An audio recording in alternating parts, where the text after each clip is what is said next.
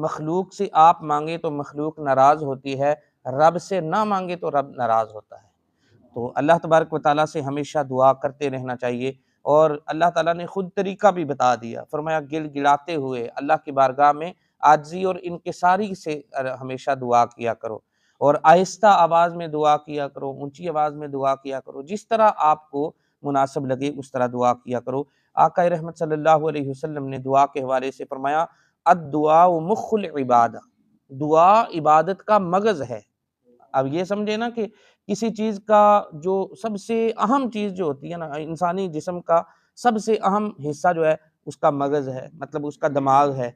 अब दिमाग अपनी जगह पे सलामत रहेगा तो बंदा सलामत है, और अल्लाह ना करे ज़रा सा कोई फ़र्क आ जाए दिमाग के अंदर तो इंसान पागल हो जाता है, इंसान उसकी अपनी असली हालत में नहीं रहता है। तो हुज़ूर ने क्या फरमाया, अद्दुआ मख्खुल इबादा, दुआ इबादत का मगज़ है, तो इसलिए दुआ हमेशा करते रहना चाहिए। आका रहमत सल्लल्लाहु अलैहि वसल्लम ने दुआ के हवाले से चंद अहादीस मुबारका जो इरशाद फरमाई है, उनमें से 2-3 अहादीस मुबारका अर्ज़ करता हूँ। हज़रत अबू हुरैरा रज़ियल्लाहु ताला अन्हु से मरवी है, नबी रहमत सल्लल्लाहु अलैहि वसल्लम ने इरशाद फरमाया, अल्लाह ताला के नज़दीक कोई चीज़ भी दुआ से ज़्यादा बरतर और बुज़ुर्ग कोई चीज़ नहीं है। यानी सबसे पसंदीदा अमल जो है बंदे का वो दुआ है अल्लाह तबारक व तआला के नज़दीक। इसी तरह हज़रत अब्दुल्ला बिन अमर रज़ियल्लाहु ताला अन्हु से मरवी है, आका रहमत सल्लल्लाहु अलैहि वसल्लम ने इरशाद फरमाया, जिस शख्स के लिए दुआ का दरवाज़ा खोल दिया गया तो उसके लिए रहमत का दरवाज़ा खोल दिया गया। और अल्लाह तबारक व तआला से किए जाने वाले सवालों में से पसंदीदा सवाल आफ़ियत का है। हमेशा जब भी दुआ करे तो या अल्लाह हमें आफ़ियत अता फरमा, हमें हमेशा आफ़ियत मांगते रहने की। और जो मुसीबतें नाज़िल हो चुकी हैं और नाज़िल नहीं हुई, इन सब में दुआ से नफ़ा होता है।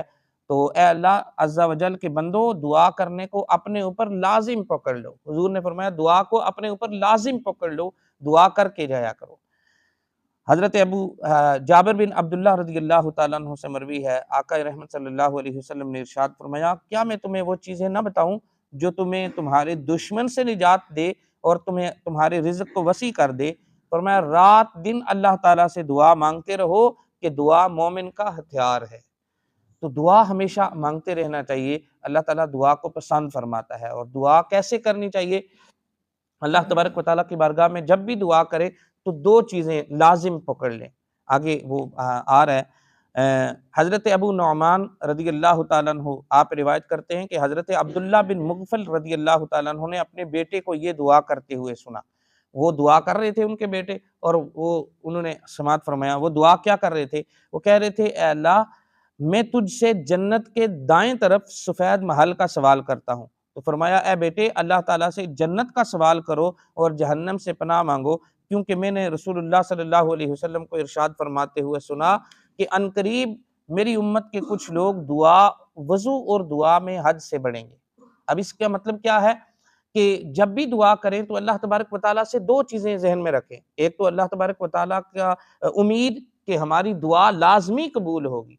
एक तो ये उम्मीद हो, और फिर अल्लाह तबारक व तआला का खौफ भी दिल के अंदर हो कि यार पता नहीं मेरे साथ क्या मामला होगा, पता नहीं मेरी दुआ कबूल है भी या नहीं है, पता नहीं मेरी इबादत कबूल है भी या नहीं है। तो ये एक खौफ और रिजा की दरमियानी कैफियत हो, खौफ भी हो और उम्मीद भी हो, क्योंकि जो भी दुआ की जाए ना वो अल्लाह तबारक व तआला लाज़मी कबूल फरमाता है। अच्छा, कुछ दुआएँ होती हैं जो दुनिया में ही कबूल हो जाती हैं, और कुछ दुआएँ जो आखिरत में कबूल होती हैं। और हुज़ूर अलैहि सलाम ने फरमाया कि जब कल क़यामत के दिन बंदा अल्लाह की बारगाह में जाएगा तो वहाँ पे देखेगा उसकी नेकियाँ, उसके नामा अमाल में नेकियों का एक ढेर होगा। हुज़ूर वो बंदा अर्ज़ करेगा, या अल्लाह, मैंने इतनी नेकियाँ तो की नहीं है, तो ये इतनी नेकियाँ मेरे नामा अमाल में आई कैसे? अल्लाह तबारक व तआला फरमाएगा, जो दुनिया में तू नेक दुआएँ किया करता था ना, और दुनिया में तेरी नेक दुआएँ कबूल नहीं हुई, वो सारी ये वही नेकियाँ हैं आज के दिन के लिए तेरे लिए सँभाल के रखी हुई थी। तो उस वक़्त बंदा कहेगा कि काश मेरी दुनिया में कोई दुआ कबूल ना हुई होती और आज मुझे उसका अजर मिलता। तो बाज़ औक़ात हम ये समझ रहे होते हैं कि हम यहाँ से दुआ करके बाहर निकले तो हमारी दुआ कबूल हो जाए। हालाँकि हज़रत इब्राहीम अलैहिस्सलातु वस्सलाम ने जब खाना काबा को तामीर फरमाया और उस वक़्त क्या दुआ की, या अल्लाह, इस घर को मैंने तामीर किया है, इसको आबाद करने वाला भी भेज दे। यानी आका करीम सल्लल्लाहु अलैहि वसल्लम तशरीफ़ लाए और आकर खाना काबा को आबाद किया, बुतों से पाक किया। तो हज़रत इब्राहीम अलैहिस्सलाम ने हज़ारों साल पहले दुआ की और हज़ारों साल बाद आकर आपकी दुआ कबूल हुई। अल्लाह के नबी है, लेकिन उनकी दुआ इतने अरसे के बाद जाकर कबूल हुई। तो हम ये समझ रहे होते हैं कि बस हम दुआ करें और फौरी कबूल हो जाए, तो इसके अंदर भी हिकमतें होती हैं।